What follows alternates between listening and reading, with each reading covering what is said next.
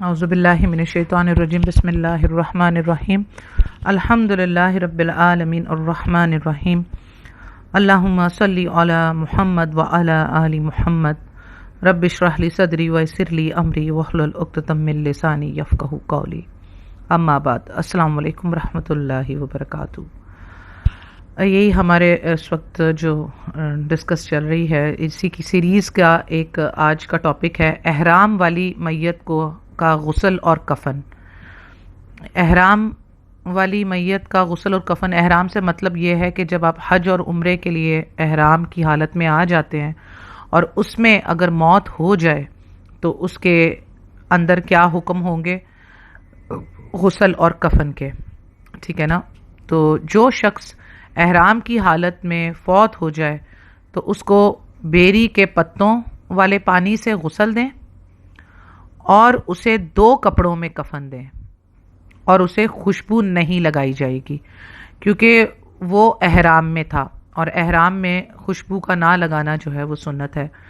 یعنی کہ احرام کے کپڑوں کو خوشبو نہیں لگائی جائے گی۔ البتہ احرام کی حالت میں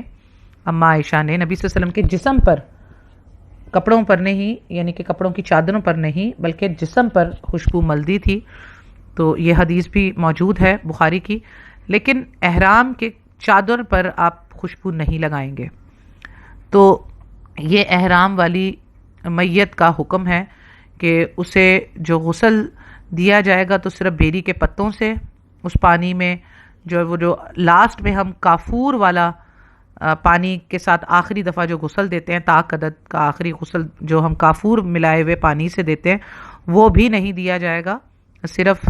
طاق عدد میں 3 دفعہ یا 5 دفعہ یا 7 دفعہ، اس میں ٹوٹلی بیری کے پتوں ملا ہوا پانی ہے اسی سے صرف غسل دیا جائے گا،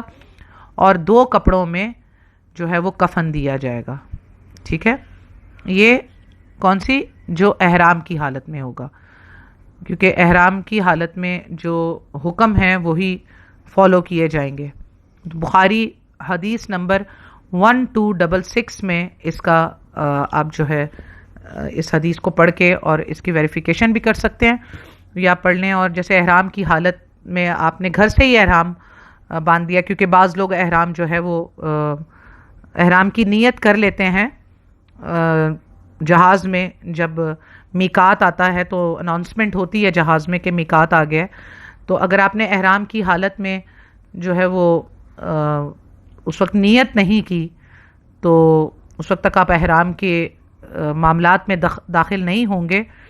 صرف اگر احرام کی نیت نہیں کی اور احرام پہن لیا ہے اور پھر اگر اللہ نہ کرے کہ یہیں پہ جیسے موت ہو جاتی ہے تو اس کے لیے معاملات ڈیفرنٹ ہوں گے، یعنی کہ احرام کی نیت نہیں کی تو احرام کی حالت نہیں ہوئی تو پھر عام طور پر غسل کیا جائے گا۔ لیکن اگر احرام کی نیت سے ہی نیت کر لی ہے آپ نے گھر سے ہی، تو اب آپ احرام کے معاملات میں آ چکے ہیں۔ اگر آپ کی انتقال ہو گیا ایئرپورٹ جانے سے بھی پہلے، یعنی ابھی آپ ایئرپورٹ جا رہے تھے اور راستے میں انتقال ہو گیا اور آپ نیت کر چکے ہیں، تو پھر وہی معاملہ ہوگا جیسا کہ میں نے آپ کو بتایا کہ احرام والی میت کا جو ہے اس کو صرف بیری کے پتوں سے غسل دیا جائے گا اور اسے 2 کپڑوں میں ہی کفن دیا جائے گا، ٹھیک ہے۔ اور اگر احرام آپ نے پہن لیا ہے لیکن ابھی نیت نہیں کی تو پھر جو ہے وہ عام حکم ہوگا اگر تو یہی ہیں، ٹھیک ہے۔ اور اگر جہاز میں تو میقات سے پہلے کے حکم الگ ہوں گے، میقات سے بعد کے جب آپ نیت کر لیتے ہیں تو حکم الگ ہوں گے،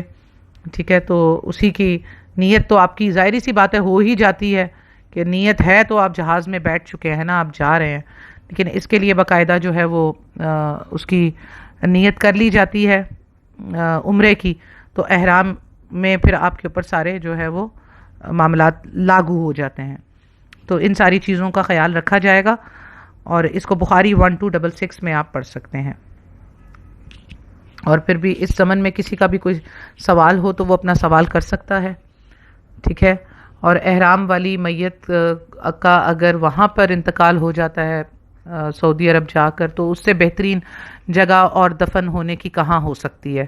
صحابہ کرام تو ساری زندگی یہ دعائیں کرتے ہوئے آئے کہ ہمیں جو ہے وہ مدینہ میں موت آئے، کیونکہ یہ حدیث ہے، آپ نے فرمایا کہ اپنی موت مدینہ میں مانگو، کیونکہ یہ جو ہے ایک خاص مخصوص جگہ ہے، اور ایون دجال کے وقت میں بھی یہاں سے منافقوں کو مدینہ اپنے اندر سے باہر نکال پھینکے گا۔ تو عمر بن خطاب رضی اللہ تعالیٰ عنہ جو ہے وہ یہی دعا کیا کرتے تھے، اور انہیں الحمدللہ وہیں موت آئی۔ تو اگر وہاں کسی کی موت آ جائے تو اس کو وہیں دفن کر دینا چاہیے، کیونکہ یہ تو آرزو ہے ایک مسلمان کی کہ وہ مکہ یا مدینہ کے قبرستان میں دفن ہو جائے،